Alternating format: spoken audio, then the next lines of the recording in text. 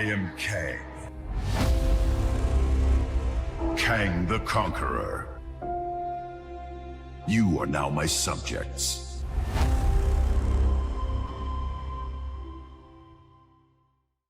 Hey, welcome back to another episode of Chaotic Pubcast. I'm Ryan DeMass. With me are Z Diggity and Mr. J. God Yo, damn, it's just bright. Mr. J just blinded himself. Jay, you're white now. Oh God, I'm one of you guys now. Welcome, brother. Hey, you want to go to the Gap later? All right, actually, Jay's running this episode now.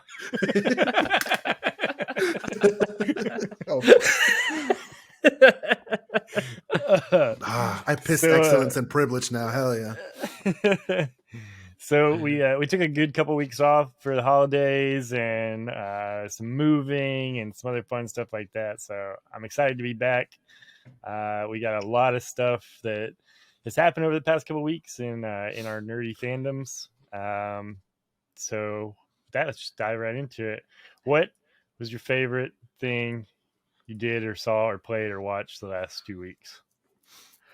Well, Not I burned Pokemon. not Pokemon for Jay. Do you want to elaborate right out the gates with that, actually, Jay?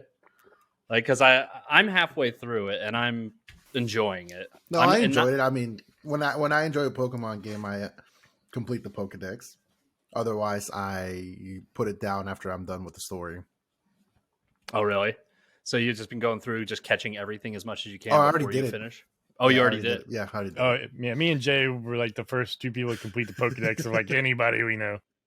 Oh, I think I did it in 3 days, and he did it like right behind me. Like, Yeah, something like that. I was actually kind of bummed because while you guys were in the Discord call, I would just look like kind of Squidward looking out at all his friends having fun, you know?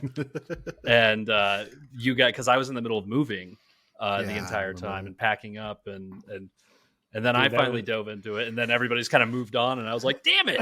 it was like a dark week for us, man. It became a problem.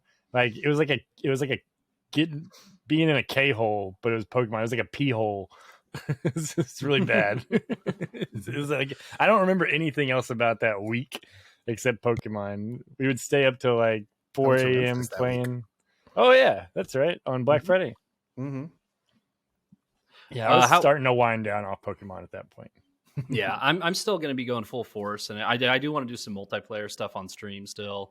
But the stuff I've enjoyed, it's engaged me. I actually feel a little bit of the feeling as a kid where I'm like allured by the world a bit. Like I think it's done a good job with that. But the memes and Reddit isn't lying. There's a lot of fucking bugs in this game. Like, yeah, but it does do my favorite thing where the assets aren't rendering enough, and so it's very like moving like 6 frames per second from a distance, you know, which I aesthetically like. I think it's kind of funny, but I think my playtime would have been halved if it was running, at full frames per second.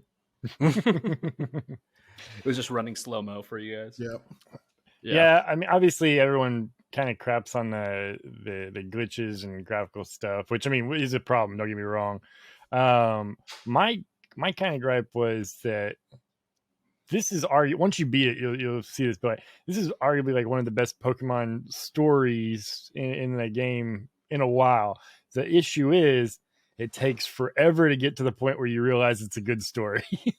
Like it does nothing to draw you in off the bat and thinking, oh, this is going to be a good story. It almost seems kind of like cliche, like normal. And then towards the tail end of the game, you're like, holy shit, this is awesome. Like it gets really like deep and emotional and you crazy. Weren't kidding about the Team Star plot line though.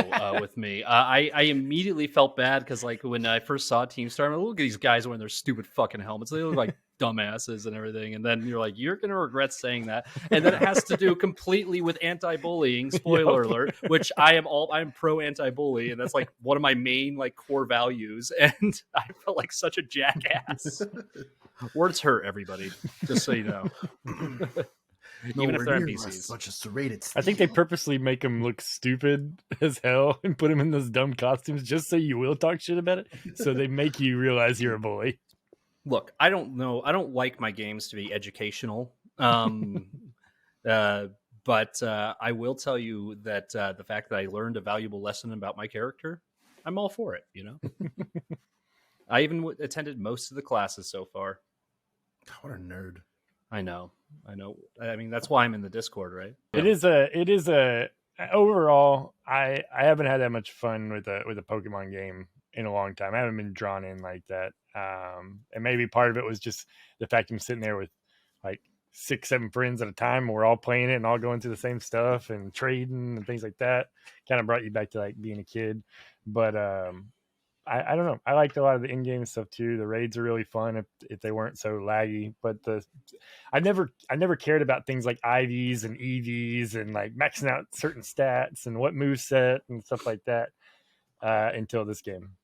Same. Like I've never been one to like I'm always been a avid like enjoyer of content. Not I've never been a min maxer. I've never been as we said in the MMO episode. I've just never been that person, you know, and I don't think I'm ever capable of being that person, you know. Yeah. So That's Jay, you put that many hours into it, and you can honestly say like you didn't have a good time, you didn't enjoy it? No, I enjoyed it. I just think after only indulging in that for almost a week straight, I was over it at that point. I didn't want to. Oh yeah. Yeah, I was over it. I didn't want to hear about it anymore. I was like, I did what I did, and I'm like, I don't care anymore. You became a Pokemon master. You're done. You know. Mm-hmm. Yeah. For the what generation is this? How many generations are there? Oh, too many. 1,000. Yeah, too many. Yeah. Yeah. No, I was just like, it was just like that week, and then I was kind of getting tired of hearing it, and then I was just like, I'm already overplaying it. I don't want to hear or talk about it anymore. I indulged it in a week, and that's it. Gotcha. Speaking of which, I'm changing the chat back to game of the week. Just to let everybody know too, it's definitely worth the buy, definitely worth the play. You know. Oh yeah, I mean, no, if you can look past the severe graphical issues and lack of, I don't know, why did the hell did my Pokemon Legends Arceus have like already cool things about it, and then they just went backwards in this game? Yeah. Well, I think we talked about this in the Arceus episode that we did, or one of the Pokemon episodes that we did. That Arceus was very much an experiment. I feel like, you know, or but they did some things right there, and then they went back on them. Yeah, like they just like not have the same people work on it, or the fire, like for starters, the shiny aspect. The way to detect the shiny is dumb. You just have to like hold a microscope to every Pokemon you run into to hope they look different. Otherwise, you're just gonna miss them. Yeah. Literally, anytime I would like go to an outbreak or something, or I was around groups, I'd have to go Google like, what does this shiny look like? Because I want to make sure I don't miss it. Because some of them are so subtle in their change, you don't get any kind of warning in the game. It doesn't do like an animation like it usually does, or not until you engage it. Yeah, I was gonna say once you get into a battle with it, then it kind of does like a little shiny little glitter. But yeah, I almost passed the Sneasel shiny that I have because I was just zooming past, and I'm just like, holy crap! Luckily, I know what a normal Sneasel looks like and what a shiny one looks like. Otherwise, I would just zoom past it. Damn. And I've apparently encountered a third one that I never even knew about. Well, I probably passed a few shinies then already because, I don't know. Maybe. I'm thoroughly enjoying it. I'm going to finish it though.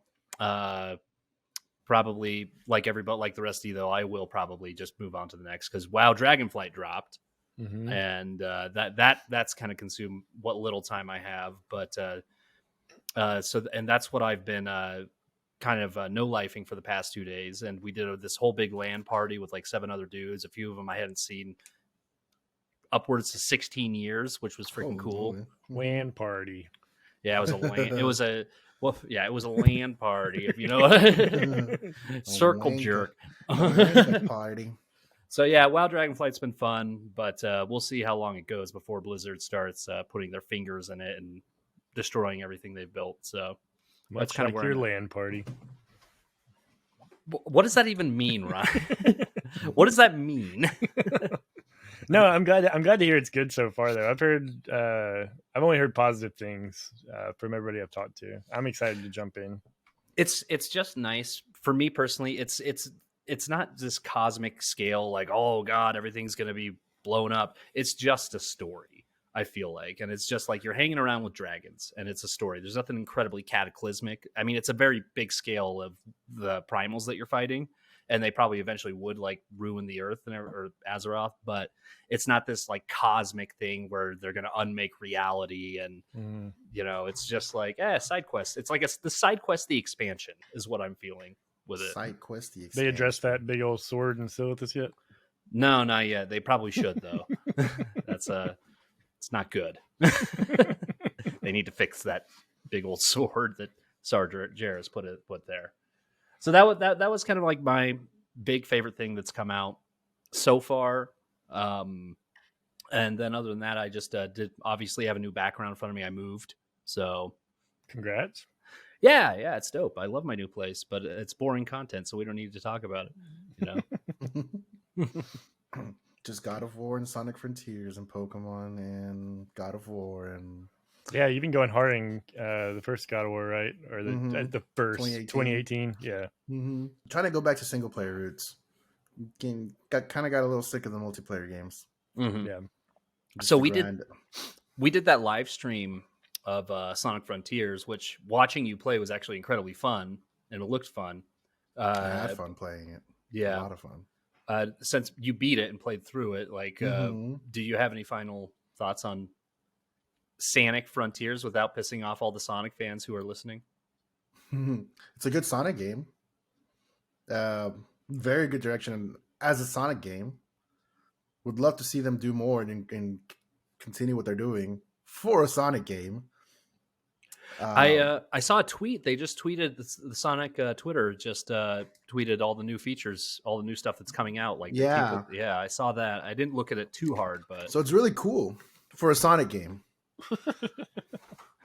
right? They did a lot of good things for a Sonic game.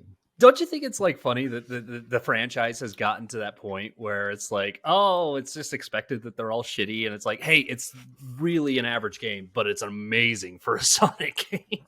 It's like as a video game, it's cool, it's good, but for a Sonic game, it's like I can play this game without glitches and. Okay, that's a lie. There's still glitches. It still has its things. There's still a lot that they could have done better, but for a Sonic game, pretty fucking good. That's good. It's really good, playable. I had a lot of fun. Boss fights, really fucking epic. I fucking love the boss fights. Very clunky. It's still very it's still got its clunkiness. It's very easy to pick up, but it's a good time. Would I recommend it to for Sonic? Would I recommend it to as a video game? Yeah, I'd probably wait for it to go on sale. I wouldn't pay $60 for it. Yeah, that makes sense. That's probably what I'll end up doing. But it looked 30 fun the watching most. Yeah, 30 most.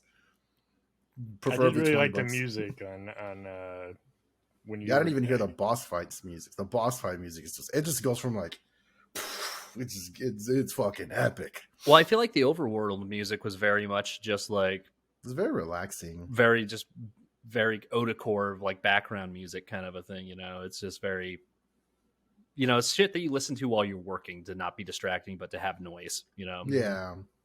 No, it was fun. It was just fun getting around, especially when you start upgrading him and you're just always going at Mach fucking 20 throughout the map. That was a lot of fun. Got to go fast, man. Got to go fast. I did play it on hard mode. Gotta say, it was still pretty fucking easy. You didn't go down in difficulty at all? Nope. During it? Nope. Nope. Nice. It only got easier because you just got more OP. There's a lot of exploits in the game. So, wow. Very exploitable. Gotcha. We should play through Sonic Boom. Yeah. Hard no. I mean, I've never played it, but. What else is new? God of War Ragnarok, still haven't played it. Still going to 2018, but we'll talk about it at some point. Yeah, I did, without saying anything about it, I did watch our friend Ernie play a good little bit of it at the beginning. And it was like, that game starts out strong. Yeah, apparently it just does everything. Like, it's God of War 2018 times 4 does everything better.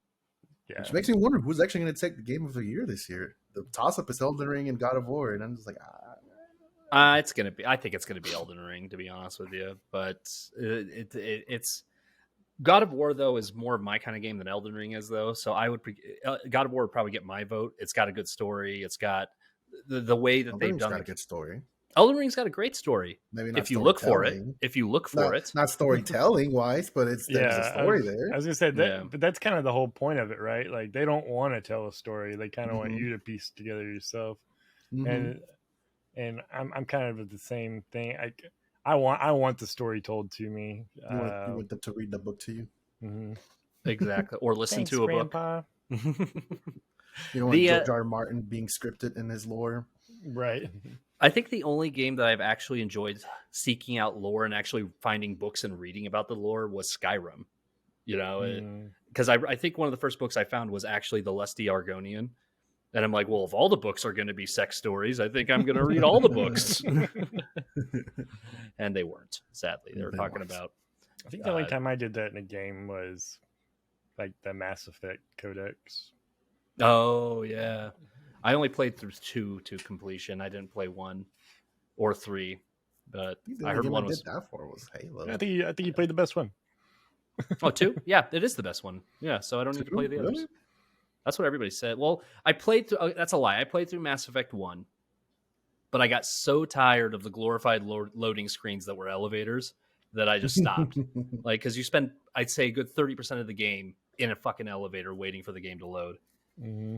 So we did Extra Life. This is my, I think, 11th one that I've done.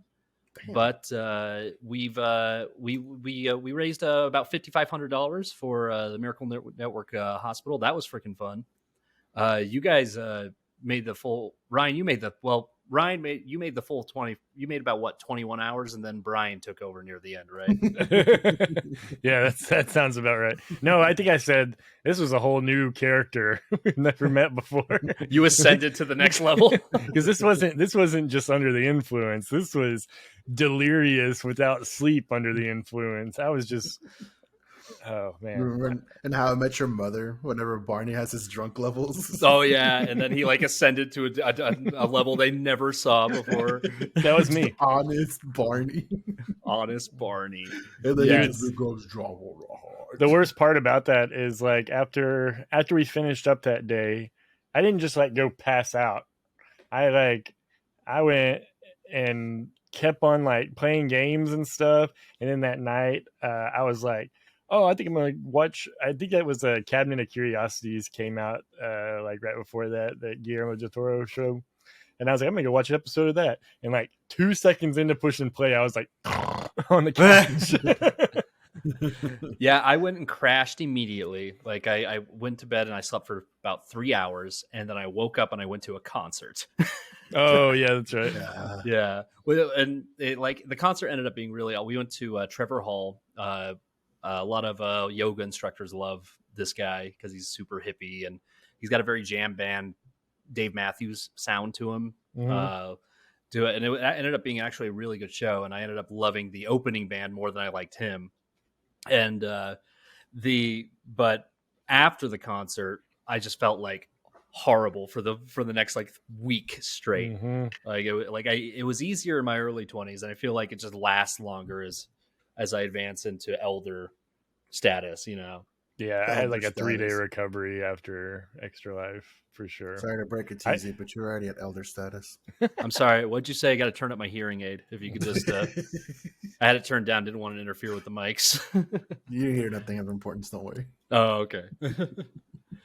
But yeah, so Extra Life was a success, and I want to thank everybody who donated and got us to where we were, and we're gonna do it again next year. I'm actually probably tournament this time, hopefully.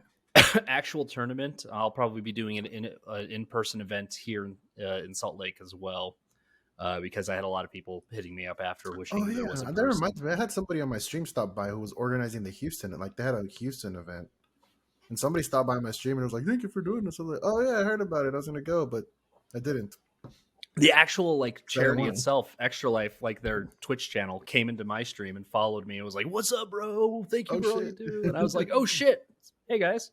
So that's awesome. Hire me. I need a job, please. I don't need a job. I don't need a job, but working in nonprofit is something I've always wanted to do. So. Yeah. So Z, I know you haven't seen it. But the end of phase 4 of the MCU has happened now. We got Wakanda Forever, Black Panther. Oh, okay. If you guys want to go with this, I'm going to turn you down. No. We won't get into specifics. I will just say it was a great movie, and it was a nice change from the last few MCU things we've gotten. Yeah. I feel like the last Black Panther did that too. They completely changed the vibe of the MCU, and then we got Thor Ragnarok, and that made it goofier. And then, as much as I love She-Hulk, it kind of made it even goofier. And like so it sounds like that they went in a pretty good direction in it. Ryan Coogler is pretty fucking cinematography genius or something. Yeah, he's got a way of conveying tone and telling the story, and the camera angles and music choices. Gotcha. Yeah. So go for it. I was just agreeing. I was gonna say if I did have one critique, it would be that it didn't feel like the end of a phase. Like it didn't feel like a keystone on a phase in the MCU, if you know what I mean. What was officially the last ending? The last phase's ending. What was that? Infinity War. It's technically Far From Home. Far From Home was technically the last phase. Yeah, that one didn't really feel like an ending either. Gotcha. Okay. And for the phase before that, it was Ant-Man. Also didn't really feel like an. Was it? I thought. Yeah. I thought it was. Age of Ultron. I thought it was. Phase 1 ended with Avengers. Phase 2 ended with Age of Ultron. No, phase 2 and ended phase with 3. Ant-Man. Oh, okay. Wow. Yeah, no, we're kind of used to these like phases. Avengers movie, right? Big team up. Yeah. And then something else. And then we didn't really have any of that. Well, they're in this. They're moving into phase 6 now. 5. Phase 5 right now, and I feel like I don't, and this is my one critique of the MCU I have currently, is I'm just nervous about the direction it's going after seeing Thor Ragnarok and She-Hulk kind of back to back, that it's getting a little dirty. Talking about Ragnarok or Love and Thunder? Love and Thunder. Sorry, my apologies. Correction. Okay. I'll correct that in the edit too. But yeah, like Love and I feel like it's kind of gone in this goofy, not taking. I think it was direction. just Love. I mean, I think it depends on what you're watching. Because if you watch Wakanda Forever, it had probably very little humor in it. Yeah. Granted, I was a little not very in the state of mind to remember the movie. I saw it sober, and you're right. You're exactly right. There was I mean, and where there was humor, it was very well placed, and like wasn't meant to like take over the movie. It was just, it was done good. I think what we want to critique here is Taika Waititi in Love and Thunder. I wouldn't say Marvel themselves, because maybe he thought, I don't know. To me, the humor there was just very like, this was supposed to be kind of a sad movie. It's about cancer, right? It's not supposed to be. Now, like sure, you can make it lighthearted and throw a couple jokes at it every now and then, kind of like the way like Wakanda Forever did. But it just kind of felt like everything was a joke, and it's kind of like me in a relationship. I didn't take anything serious. No, savage self burn. Yeah, and I think you're ultimately right. But I've always been a little nervous to critique, because I don't know the full production value of it. Like, how much did the suits at Disney put their fingers into it, and how, because Disney is notorious for this stuff, and how much it was directly Taika's choice with Love and Thunder. Because ultimately, I liked Love and Thunder, but they're underneath all that humor and like much like your tweet you said about Pokemon, underneath all that humor and goat yelling, there's a good movie in there somewhere. I feel like it's. It was all edited out. Yeah, like the Snyder cut. Exactly. Yeah, there we go. Gore the God Butcher got butchered up himself. Yeah. So yeah, like I think they butchered Gore the God Butcher a little bit too, but a lot. I would say a lot. Yeah. I could have been a badass villain. That could have been like really, really. if you told me to put all my chips down right now on if Quantumania will do things right, I'd bet all my chips. I think it's going to be the perfect tone. I don't think there's going to be a lot of humor. I mean, it's Paul Rudd, it's Ant-Man, so of course there's going to be some, right? But I don't think it's going to lean on that very hard. I think it's going to be a very dark. I mean, the trailer itself kind of had that tone, right? It started off light and goofy, and then it got pretty intense. Well, I mean, but you also, I don't know, because Bill Murray's also in there too somewhere. So, I hope that they find a happy balance with it, because I do love I love both the Ant-Man movies. I think they're great, and Paul Rudd is just a breath of fresh air whenever he comes on screen. I just really, I don't want another Thor: Love and Thunder experience though. But I don't even know who's directing the new Ant-Man movie. No, I think right now they're going to kick up the seriousness. I mean, Phase 4 was, in retrospect, a lot of groundwork. Like, it just kind of set up the groundwork for the saga itself. Mm-hmm. It was just laying down the pavement, setting up, laying up the foundation for what's going to come. I feel like after this phase, it's just going to be like, it's just going to start cranking it up, because we've got all the, well, minus Multiverse of Madness, we've got all the actually, no, technically not really.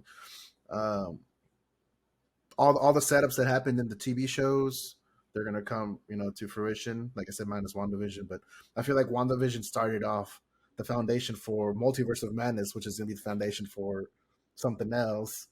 And then you've got Miss Marvel, who's the Marvels. Never thought I'd be excited to watch a Captain Marvel movie, but I am for that one. Yeah, I'm actually excited to watch the Marvels. Mm-hmm. Captain America: The New World Order. That's gonna be pretty sick, I think. Thunderbolts. I know Ryan's excited for that one. Yep, Yelena. Thunderbolts would be good. To note something, I to finish, to kind of circle back to Peyton Reed. He's done a lot of comedies, like a lot of comedies. Like, directs a few New Girl episodes. He did the first Ant-Man, High Life. I think he did Liar Liar, Yes Man. Yes Man had a kind of Jim Carrey MCU confirmed. The Jim Carrey cinematic universe. Let's go. But yeah, we'll see. I think it'll be ultimately, I look forward to it. I can't really. He directed Bring It On. Oh, now we have to see it. I better see Paul Rudd doing some dance sequences. Seriously. I will say, as far as comedy, like goofy, Guardians of the Galaxy holiday special was wonderful. I'm with you, Jay. Probably came out a few weeks too early. I'm not really in the Christmassy mood yet, and it was very Christmassy mood. But I don't know. I loved it. It was adorable. It was funny. It was emotional. Like, how long was it? 40 minutes. Oh, that's not. Yeah. There's like a 45-minute runtime, so you already know it has like 10-minute credits. Right. So 30 minutes is what we're looking at. But it was really well paced. I mean, like, for the time it was, like, it scratched my itch. The biggest thing that I've really kind of just been dealing with is the holidays. It's I feel like the holidays, just like everybody else, really just kind of crossed into everything else that I actually want to do with my life. Like record more episodes, get more content out, etc., stream, and then that Turkey Day comes, and then everybody wants Christmas to start. So I just feel like my life has been overtaken by that currently. So I really just I haven't given enough love and time to the culture, the nerd culture stuff that I love. So I'm kind of bummed about that. So speaking of catching up with stuff, what the heck is Willow about? Bro, Willow, before Lord of the Rings went to the big screen, before these big fantasy epics started showing up, Willow did it first. And then there's that Tom Cruise one before that. But Willow was it was a movie that was made like in the late 80s, has Warwick Davis. It was his big breakout role. It was after Star Wars. And it's about the story of like this universe's halflings, and he wants to be a sorcerer, and he goes on this big epic grand adventure. Val Kilmer was in it, and it's just a fun fantasy romp with a lot of comedy and dark tones to it. It's got a really good feeling, and it still holds up to this day, I feel like. So would you say is it a niche kind of thing? It's a I cult never heard classic. of it up until it came out on Disney Plus. It's a cult classic for sure, and I highly I will definitely say it's not for everybody because the movie, while I feel like it holds up, it is pretty dated, and it's old, but I have very, very fond memories of that movie, watching it with my dad. And when I found out they were making a series for it, I was fucking stoked, with Warwick Davis coming back. And it's just a very wholesome, it has a very wholesome end. Like I don't want to like give anything away in it, but Val Kilmer's amazing in it. And Warwick Davis is amazing in it. Just watch the original movie before you watch the new one. And it's not an incredibly long movie. I think it's only like an hour and 15 minutes long. Liar! Yeah. But it's great. It's just a fun, epic fantasy romp that George Lucas made. It's great. Back before movies were required to be a bare minimum of 2 hours. Yeah, right. And they had to be based at that's what I love about Willow. It's an original fantasy movie. It's not based off of a book or anything. It's just George Lucas is like, hey, I know all these actors who played the Ewoks, and let's make a movie about it. And so he cast a bunch of the actors who were Ewoks as what are they called in it? Elves? I don't know. I'm gonna call them they're called something. They're like, in the comment section will probably correct me on this, but they're called something to refer. You said this is a 2-hour movie. Is it 2 hours? 2 hours and 6 minutes. Is it really that Time long? used to go a lot faster when Z was young. I know it did. That's how I aged so that fast. Time difference in Utah's wild. I know. Yeah, we're on Mormon Standard Time here. They're called Nelwyns. Nelwyns, but they're basically dwarfs. Yeah, I think they resemble halflings more than dwarves, though. Right here. I don't know, but really good. Watch it. It's great. I'm gonna probably watch it again tonight. Let's see. What else do we got in the pipeline? The Mario movie. So, Chris Pratt still kind of meh. Whatever. He's not a good voice actor. I'll just go ahead and say he's not a good voice actor. Let's Not every go. actor can be. Let's go. Yeah. That little wahoo at the end. I was like, ah. But I felt like that was on par with like early video game voice acting, where they're just like, let's get Dave, the intern, to record it in his closet, I think Dave the intern would have done a better job. Yeah. On the flip side, I'll take Charlie Day in anything. Charlie Day is great as Luigi. Jack Black, great as Bowser. I didn't get a lot of voice lines from Seth Rogen as DK, so Oh yeah. only got a little glimpse of that. Who's Peach? Her name's Anna Taylor-Joy. Is that her name? Oh Anya- yeah, Anya Anya- Taylor-Joy. Anya Joy, Taylor-Joy. I Yeah. like how Peach seems like more like a badass in this. Mhm. I did like that. She's not just a damsel in distress. Like she's Right. actually just. I don't think we saw it, but Fred Armisen is the voice of Cranky Kong. Cranky Kong. Yeah, he came out, but he didn't have a line. Oh man, And Funky Kong is also going to come out in the movie. gotcha. We're You gonna know, have some Kongs. Despite like what the internet says about him, because quite frankly, I feel like the internet takes everything out of context, and the mind of the masses, the herd, like the mob mentality when it comes to the internet. I still like Chris Pratt. I personally, but I do agree, like, he's not a good voice actor. There's some actors. I don't give a shit what he's done. I'm like, he's just not a good voice actor. Yeah. And I don't know if he has like because most voice actors have had stage training as well, because film actors are just incredibly too subtle, and I think he's just purely film, and that's probably why he's just not doing a good job. So Yeah. I know, and I'm not trying to take us off Mario, but I just on Chris Pratt for a second. I know, like in this Guardians of the Galaxy holiday special, he was supposed to be kind of like sad and depressed and stuff, but what I got from it wasn't that Star-Lord sad and depressed. What I got from it was Chris Pratt is checked out. You know what I mean? Like he just didn't seem it. And then in Love and Thunder, like when he's there for like 5 seconds at the beginning of the movie, he also just seems checked out. Like he just doesn't care. And I don't know if that's just him like poorly acting, being sad and depressed as Star-Lord, or if he truly is just checked out. But I don't know. Maybe he's bored of it. I'm still excited to see this movie. I'm gonna watch it, but what I've been saying is like it looks like the positives are starting to outweigh the negatives. Yeah. Mm-hmm. Very much so. And Chris Pratt, I'm sure he did his best. He did his best. and it looks gorgeous.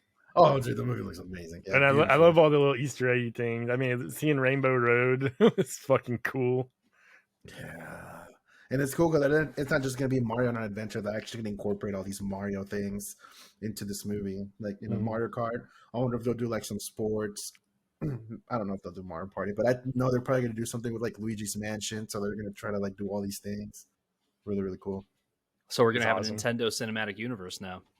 Yeah. Maybe this is the kickoff to the Super Smash Bros. Yeah, I was going to say if we eventually get Super Smash.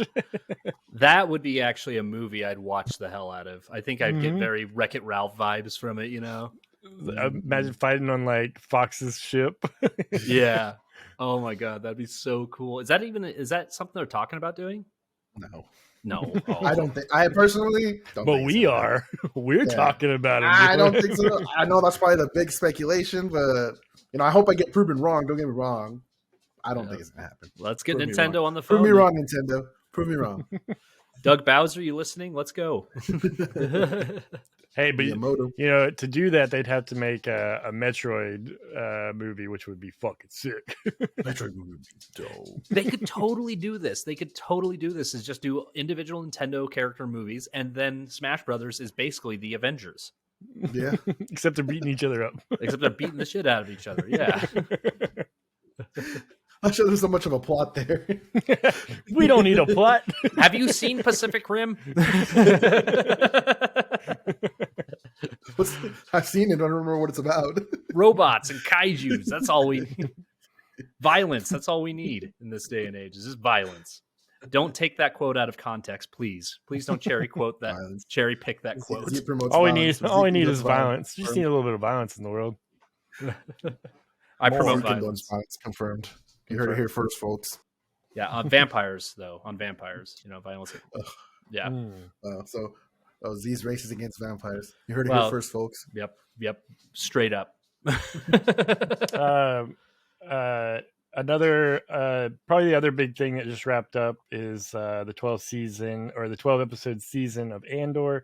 We're probably going to dive into that on its own little episode, just because it's a lot to unpack. But I think it goes without saying that this is probably one of the best pieces of Star Wars entertainment in a long time. Yeah, it's Mandalorian Andor. Yeah, it's opposite for me, but I get where you're coming from. Oh, so you like Mandalorian better than Andor? Oh, I love Mandalorian. Yeah, I love Mandalorian too. I do like Andor just a bit because of the source material or because of the matter they're dealing with. I love espionage, spy stuff, and that shit's my jam. So it's more grounded. I would give it. I just like the fact that a Jedi didn't show up. Too bad Andor dies at the end. Yeah, of Rogue One. Spoiler. He dies at the end of the series. Just how are they gonna explain that one? Just retcon the entire all of Rogue One and Star Wars for that matter. That's saying Mandalorian's still alive. Just saying. Yep, he for now. Forever. Oh man, Pedro Pascal never dies. No, Diego Luna and Pedro Pascal. Need a buddy cop movie. They do need a buddy cop movie. They do. What would they call it? I don't know. Too bad it's like Mandalorian's like probably not even born when Andor's around, right? Or he's still like a baby. Let's see. It takes place 7 years after Jedi, and then from I think it's a 6-year span between New Hope and Jedi. So he'll probably be like 10, maybe. Damn. Yeah, but then it takes place. Wait, does Mando and Boba Fett take place after the new trilogy, right? No, they take place after 7 years after Jedi. No, Mandalorian does, yeah. I thought that's like the most recent shit. Fett takes place shortly after like Jedi, I think. Let's see when does Andor take place? It takes place before like Rise of Skywalker and shit. That's gonna disappoint me. So this takes place Andor is 5 at years. the- This takes place 5 years BBY.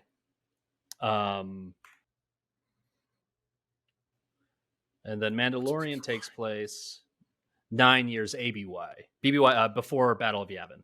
Oh, okay. Yeah, it's like the BC. Yeah, so 9 years after Battle of Yavin and 5 years before Battle of Yavin is Mandalorian's 9, Andor's 5. So yes, he was Yes. alive. He was alive, but he was much younger. Very young. Very Yeah. young. I'd like to Yeah. see a cute little Mandalorian in his little armor. How old is Cassian Andor? Yeah, And the Mandal. Deceased. He's 21, and he's supposed to be 21. Oh, In Andor? Let's see. In Star Wars Rogue One, he's 26. In Andor, he's supposed to be 21. God damn. That's an old ass 26-year-old. Hey, you know, Anakin looked that way in Kenobi. He was like 50. That's true. Oh my gosh. Good Lord. Well, Cool. Yep. Anything else? Great. I don't think so. We got a lot of stuff coming out here in the near future, like you guys said. So I'm sure that we'll have a plethora of topics in the coming weeks. I'm most personally excited about the beginning of the year and getting the Last of Us TV series, but that's just me. Yeah, I'm looking forward to that. Pedro Pascal. Mm-hmm. Anything Pedro Pascal and Diego Luna at this point. Like, I'll switch sides for them. 100%. Joke's on you. I already have. Oh, can I join? Maybe when I'm not using one, though. You can have one when I'm not using the other one. I'll take sloppy seconds at this point, you know. I'm not picky. Diego Luna himself is in his early 40s, just so you guys know, according to this. Cool. He looks like in his early 40s. All right. Wanna Well, wind us down? hey, with that, we're going to say goodnight. Make sure if you haven't, check out our merch store. We just got a ton of new merch in there. Some new Chaos Included branded stuff. We got plenty of winter gear. We got beanies and hoodies and zip ups and all kinds of cool stuff. We'll throw a few of them on the screen so you can see them. But check it out. It really helps us out. It really helps us continue the podcast, continue the shows, and as we get closer to the beginning of the year, we can expect a lot of new content coming out of the channel. And be sure to like, comment, and subscribe. Please, Profiteers. leave me a comment. I dare you. I double dog dare you. Leave me a comment. What's up, profiteers? I dare you to send me a DM right now. Okay, I'll do it right now. Here we go. Oh. All right. You guys have a good night, and we will see you next week. Cool. Peace.